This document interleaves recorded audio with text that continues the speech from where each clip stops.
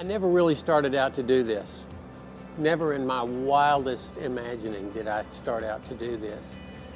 But one of the things that's been in my head, in the back of my head forever, was something that Dad talked about. Dad was a seminarian who took his ministry into theater. And he said, the church has so much to gain from the arts. So much beauty, so much knowledge, so much prophetic wisdom it has to gain from the arts. And yet, it's complacent with second-class art. We really need to do something about that. I wanted to do that. I just didn't know how. So I did what I could do. And I learned this skill and I learned that skill. Eventually, there was a call to seminary. And it was amazing how good a fit that was, because all the pieces began to fit in and it seemed to fit together nicely. And it worked together nicely for many years. I was told early on, you better find something to do with your hands or you're going to go crazy. And I tried a variety of things. But when I got to Starmount Church in Greensboro, Bonnie Lamberth, the educator, pulled me aside and said, I've noticed that you doodle on paper during staff meetings. Can you do some banners for us?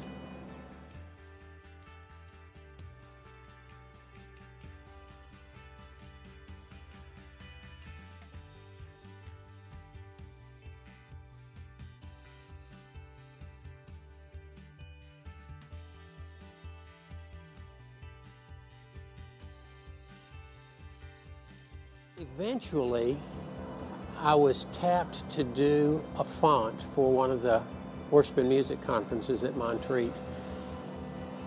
Arlo Duba was the liturgist that year, and he described a font that he wanted to use in the course of the week.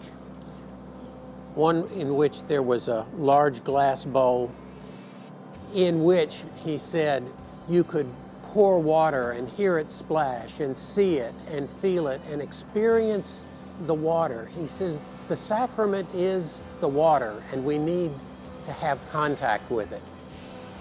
He says, I don't know what the font will look like, but it needs to announce the Trinity. And it needs to be simple.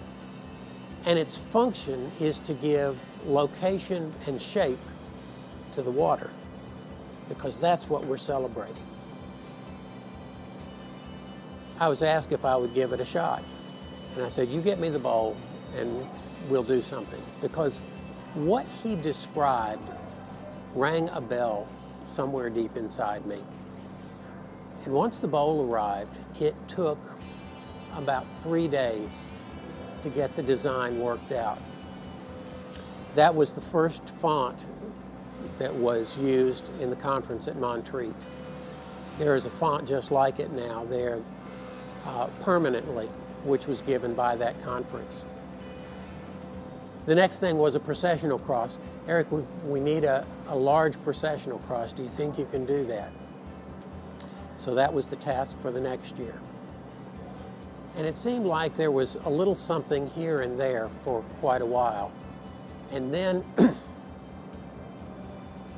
I got tired of looking at those pieces and at the furniture that was up there on that stage, and thought, how could we tie a pulpit and a table into the design of the font?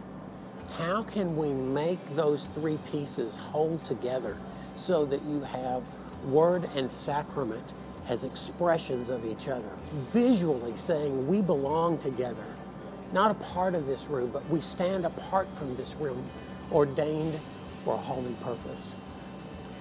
And so over the next 2 years, I put that design together, and I asked if I could bring it to one of the conferences. And they loved it. They loved it. As a matter of fact, one of the churches in Charlotte, 2 weeks after the conference, called and asked for a suite of that furniture. And I knew something's happening here.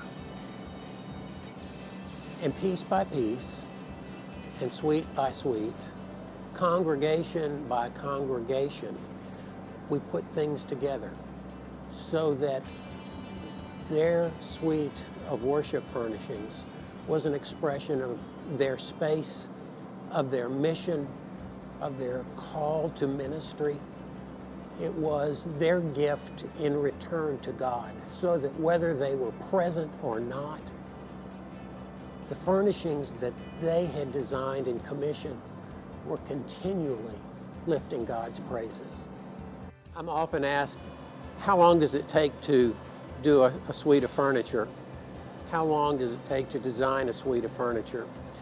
And it all depends. It depends on whether we find an apt expression of that congregation or not. At Forest Lake Pres in Columbia, one of my classmates is pastor. Ellen Skidmore called me up and said, we'd like to do something. We've got arches in our sanctuary that we'd like to incorporate into this form. Can you do that? You do arches very well. So I started, and I think we went through 7 or 8 different designs over a period of 6 years before we found something. And the way that we found it was, I went down there, I sat with her in that space, and I said, Ellen, tell me about your congregation. What do they do? It's not what do you believe, but what do you do? And she began to describe their work in the community, the work beyond the community, the kinds of outreach programs that they had. And as we sat in that space, I looked at the way those arches came together. And I said, Ellen, you know, what you're describing is a combination of offering sanctuary and proclaiming the good news. He says, this space is the sanctuary. It is the upturned boat, and the arches are the ribs of that boat. We're called here by the one who says, come and go fishing with me. But we're not called to live in the safety of the boat. We are called to get in the boat and to take a risk and to go out. And that's what you do. What if we turn this sanctuary upside down so that it reflects the good news of security and risks taking it into the world? And that's what we did. In every piece, that upformed arch is the expression of their work, what they give back to God. And I've used that in a couple of situations since, so that their space is a reflection of heaven, and what they give back is they're reflecting God's goodness in their life.